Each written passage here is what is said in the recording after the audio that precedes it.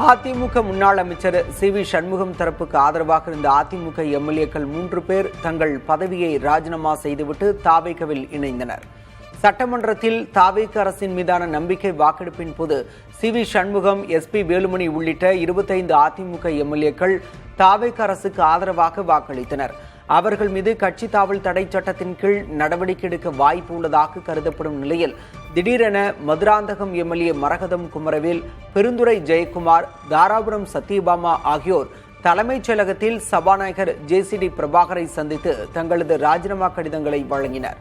ஏற்கனவே முதல்வர் விஜய் ராஜினாமா செய்த திருச்சி கிழக்கு தொகுதி இடைத்தேர்தலுடன் மதுராந்தகம், பெருந்துறை, தாராபுரம் தொகுதிகளிலும் இடைத்தேர்தல் நடைபெறும் என எதிர்பார்க்கப்படுகிறது.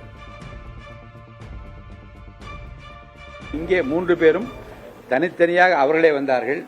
கைப்பட தங்கள் கடிதத்தை அவர்களே எழுதி என்னிடம் அளித்தார்கள்.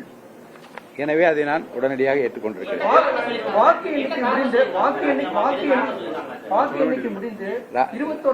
அவர் கேட்ட கேள்விக்கு பதில்.